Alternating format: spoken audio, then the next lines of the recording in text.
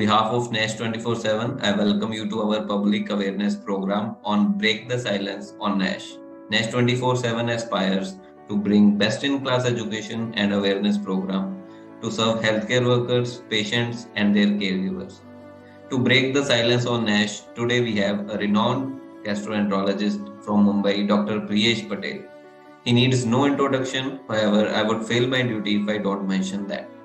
Dr. Priyesh Patel is a leading gastro in Mumbai, providing comprehensive and compassionate care to many patients for various gastrointestinal and liver conditions. He has experience building a clinical skill set that allows him to deliver patient-centric care. He is currently associated with Gastro Health Clinic, Mumbai, as gastroenterologist and liver specialist. Sir, on this International NASH Day, we salute your dedication towards spreading awareness related to liver health. So now I invite Dr. Patel to enlighten us on the topic. Over to you, sir.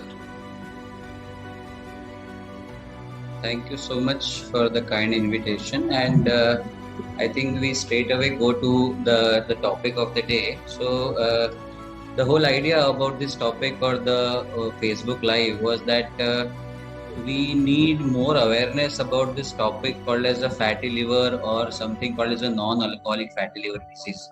So in the next few minutes, hopefully we will be discussing the basics about a non-alcoholic fatty liver disease with the emphasis on what needs to be done and what needs to be eradicated completely so that we don't have a disease and we are looking at a healthy lifestyle.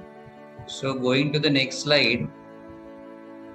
So since we celebrate the second Thursday of every June month since 2018 by the Global Liver Initiative as a NASH Day. What is a NASH? So it is a non-alcoholic steatohepatitis, and definitely what does that mean?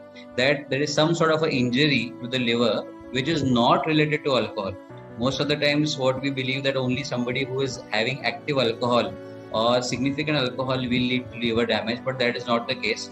Even if you have not forget about drinking or even if you are not thought about alcohol, there might still be a possibility. And I thank Zydus as an initiative for a Facebook Live, and we can deal with the subject in a few slides. So going forward, liver is the second largest organ of the body. Some say it is the largest organ depending on whether you consider skin as an organ, yes or no.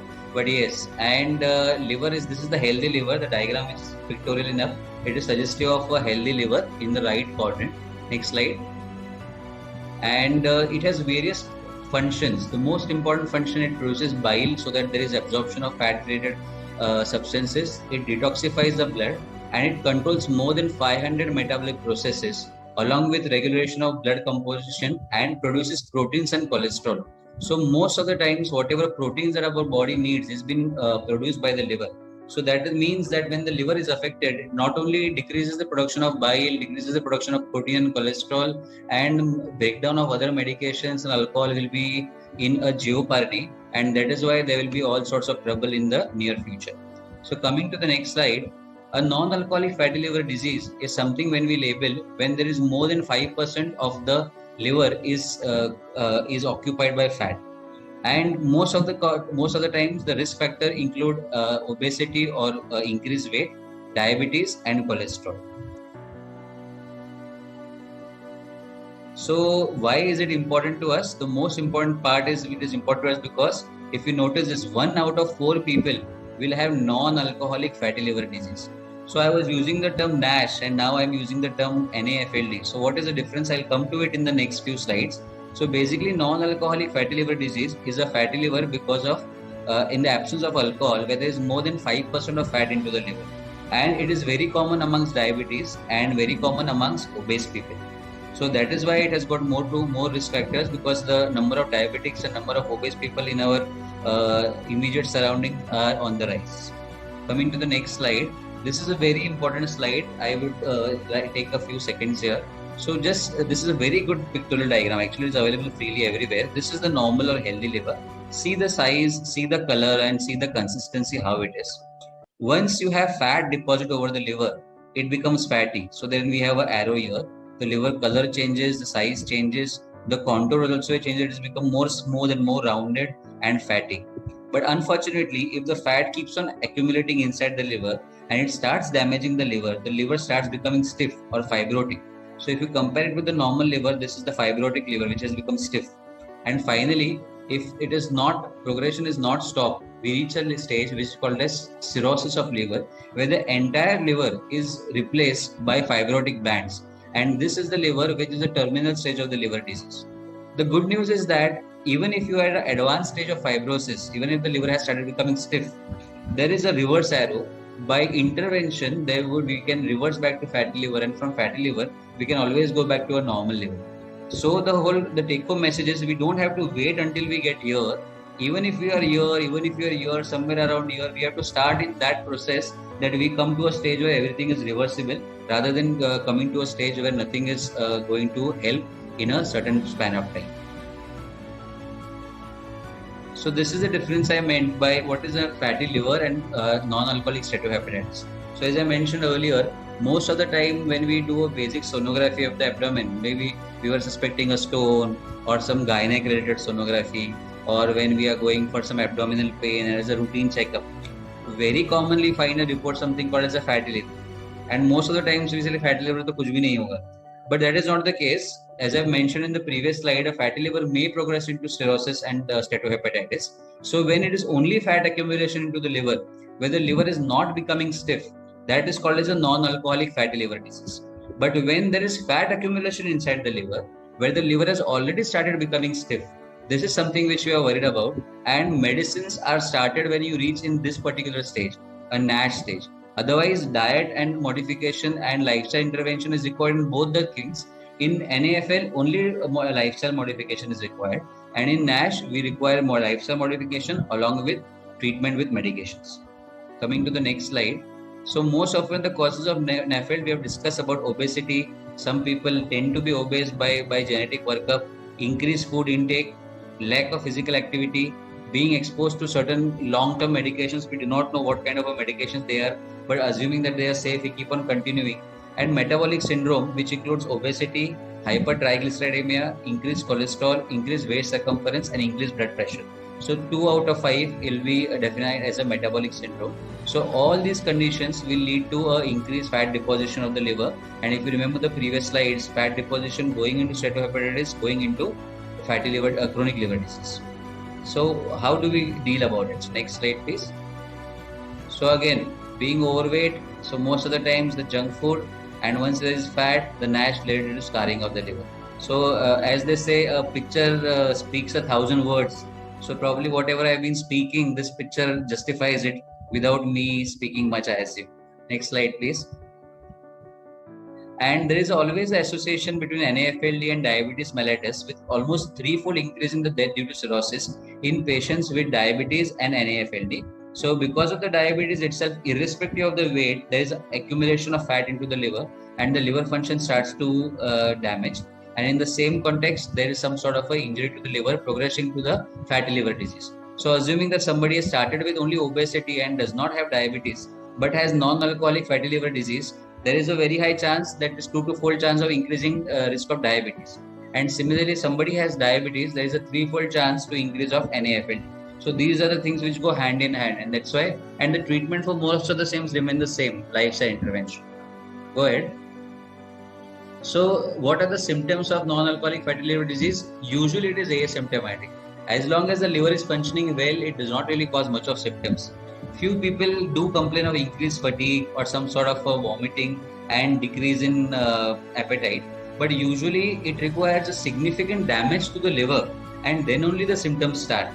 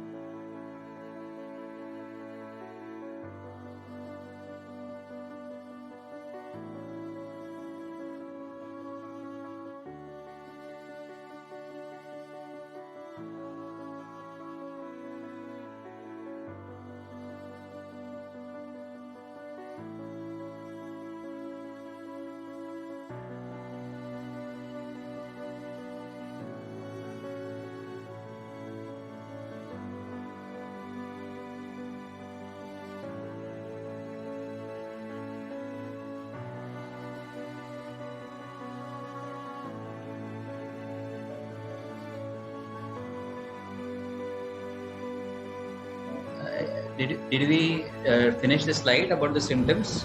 Shall we go to the next slide, please? Yeah. So the diagnosis of NAFLD often involves the following tests, includes the blood tests, ultrasound, biopsy, and a CT or an MRI. Next slide.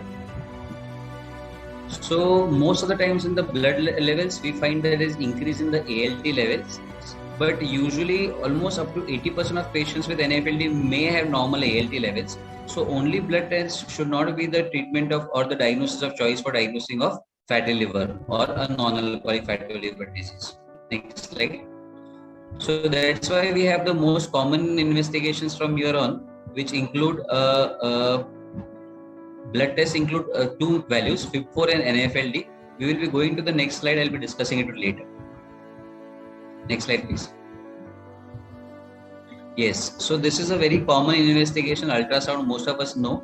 So this is as I mentioned, most of the time it is easily available and economic, and reason for it most often accidentally diagnosed NAFLD is there. However, the issue with ultrasound is that it cannot differentiate between fat and fibrosis. And to pick up a cirrhosis, it takes a really long time. And by the time the liver is almost damaged to a very high scale. So we need something better. So what are the better tests available? Next slide. So this is one better test than ultrasound in the patients with a fatty liver disease. So this is something called as a fibroscan or transient elastography. What it does, it tells us, is the liver stiff, yes or no, and how much is the percentage of fat inside the liver. So this is a very good idea, and diagnosis of NAFLD with fat greater than 10% is a good chance to find out in fibroscan. And it also differentiates between the liver which is stiff or not. Very easy to operate, just like a sonography. But the problem is only in very obese patients, somebody who's got a very high waist circumference, in those there might be falsely positive reports. Otherwise, it is a very good test. Next test, please.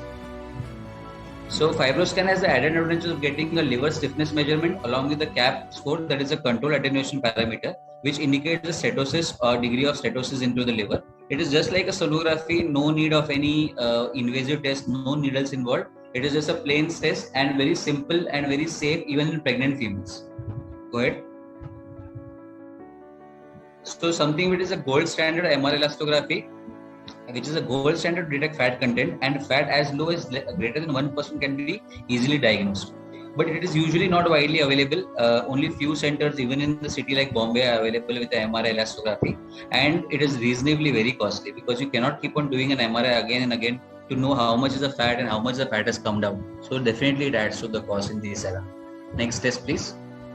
Liver biopsy, only if the doctor recommends, is a last method. This is the gold standard, but is an invasive test, and only when there is no other option available, we do a liver biopsy. These days we don't do a liver biopsy. Next slide. So most importantly, we have what we do is the progression takes years. So as I mentioned, from fatty liver to cirrhosis, it takes years to get. So not everybody will be progressing into the disease, but there is definitely increased risk of cardiovascular ailments. There is increased risk of cancers. There is increased risk of other liver ailments with every progressive stage. So fatty liver may progress to inflammation. Then about 10 to 20% of patients will go to NAFLD. From NAFLD we have NASH. From NASH we have NASH cirrhosis, and cirrhosis may lead to decompensation over the next 7 to 10 years, and even hepatocellular carcinoma. Going forward. So that is why NASH is not reversible, but initially non-alcoholic fatty liver definitely is reversible, and therefore it is very, very essential to act before it's too late. Next slide. So what do you do about the treatment options? So this is the most important treatment aspect here. We are not waiting for any wonder drug. The most important treatment is diet and exercise along with lifestyle modifications. You cut down on the fatty food, you cut down on the alcohol and smoking, and you do some regular exercises to reduce weight, there would definitely be improvement to the liver. Few patients will require medications, which I'll be discussing in the next slide. Go ahead. Yes, we have discussed. Next slide, please. So this is very important slide I would like to emphasize here. Just see. So you are at the baseline with a lot of fat inside the liver. If you lose about 3% of your body weight, the steatosis will come down. When it goes further, if you lose 5% of your body weight, then the histological changes will start. If you lose 7% of the body weight, there will be resolution and reversal of the NASH. And when you lose 10% of the body weight, even the stiff liver, the fibrotic liver, will come back to normal. So 3%, 5%, 7% and 10%. Imagine somebody has a 100 kg person and 10% of body weight is 10 kgs. So the person comes from, when he or she comes from 100 to 90 kgs, that is the time he or she will get the maximum benefit. But it does not mean that we have to wait till we get down to 10%. Even loss of 3% of fat is significantly responsible for improvement in liver function and definitely in stopping the progression from the disease of the liver. Go ahead. So what do we do for a healthy diet? Very simple. Most of us know this. We do know everything. Most of the audience knows this, but we do not follow. We are happy with Zomatos and Swiggies and McD's and burgers and Saturday binging and drinking. So basic fruits, whole wheat, grains and beans and legumes on an everyday basis. Weekly portions of stuff like egg and cheese and as much less as possible. Less often of red meats and sweet and avoid as much as possible. And more of seafood if possible for somebody who is a non-vegetarian. Go ahead. Aerobic exercises decreases that something like walking, cycling, skipping, jumping, climbing stairs. These are the aerobic exercises which maintains a healthy weight and improves the cardiovascular conditioning and decreases the liver fat. And if you add resistant training, means increasing the weight, increasing the body weight, weight training or going to the gym and stuff like that, then reduces the inflammation, improves the glucose absorption and improves the metabolic parameters with less energy consumption. Simple. Fatty liver improved and normal liver. So fatty liver with exercise it improves to a normal liver. Go ahead. So most of the times this is a very meme-worthy slide, if I can tell you. Everybody knows this. I am yet to find out anybody who is into the adulthood and knows and has read well about any subject, knows that these are the basic things and you do not need a doctor to advise you all those things. Go ahead. So there are few drugs also. Again, I'll just make a small disclaimer. This slide or this presentation is not recommended to start for self-medications. Please visit a doctor, whoever is nearby, and discuss with him or her before you start on any medication. But these are the 3 medications available around the corner and which include saroglitazole along with vitamin E and pioglitazone. And each one has its own benefits and some sort of risks also involved. But I would like to emphasize on the minimum duration of therapy required. So minimum duration of therapy is at least a year or 2 years is required. It is not a 1-day course. It is not a 1-month course. It is not a 3-month course. You have to take medicines for a extended period of time under observation from a good doctor near your house, whoever you trust. That is the basic take-home message from here. Go ahead. So tips to prevent fatty liver disease, basics. Limit intake of saturated fats and trans fats, obviously quit smoking, have a balanced diet, exercise regularly, limit consumption of refined carbohydrates, limit or avoid alcohol and maintain a healthy weight. Go ahead. So this is a small initiative and we are open to questions from here on as a NASH initiative in baseline, and if there are any questions I'm happy to answer. Go ahead. Thank you. Thanks. Thank you, Mr. Palghar. Thank you so much, sir.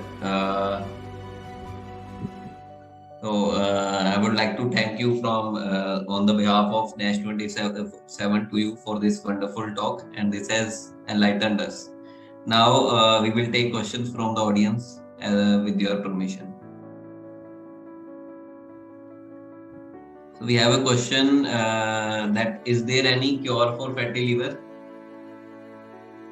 Normal fatty liver? Is there any cure for fatty liver? There is definitely a cure for fatty liver, and there is diet and exercise, diet and exercise, and diet and exercise.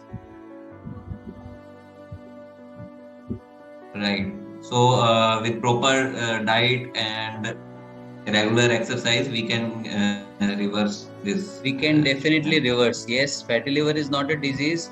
Only a fatty liver, when it progresses to a certain stage, that is a time we will have problem, and that is a time we have to start it prevent it from going further. Right, sir. And next question that we have is what are the symptoms and when to visit a doctor? So most of the times the symptoms are not related to fatty liver, though people may attribute sometimes that they feel a lot of fatigue and less of energy. but fatty liver may not have a conventional symptom. The liver by default is a very resilient organ, so it is a good thing and not a good thing as well. It's a good thing because it is a resilient organ, it does not create any symptoms, and the bad thing is because it does not create any symptoms, we do not start the treatment or are not alarmed immediately, and we wait for the liver to get damaged to almost a very high degree, and that is the time the symptoms start. And when you have stages of fibrosis, that is the time you have symptoms of vomiting with blood, yellowish coloration of eyes, fluid in the abdomen or fluid into the feet, and dark colored urine, and altered sensory. But I think the most important symptom is that there is no symptom at all, and we just have to have regular checks. See, most of the people who are 30, 35 or 40 and above, they are worried about a cardiac health. They are worried about heart, and every time there is a gas issue, they go to a heart specialist, do a ECG, 2D echo and whatnot. But I think liver is a silent organ and it requires some sort of a respect. And with the obesity pandemic that we are living in, we have to be more vigilant by finding out whether we have a liver disease, yes or no. And in that regards, we will be starting on the treatment depending on whether we start NASH के लिए vitamin E or Bilipsa or semaglutide or pioglitazone or any other drug in the market depending on patient to patient basis. Right. Thank you so much, sir, for this lively and informative talk. As you have been emphasizing the awareness for liver health and disease, it is equally important for people affected by fatty liver to regularly visit doctors and continue medication. With careful observation and precaution, it is possible to obtain control of the disease.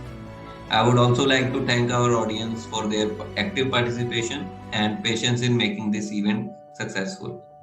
Stay connected with NASH 24/7 on Facebook and take care of yourself and your family members. Thank you.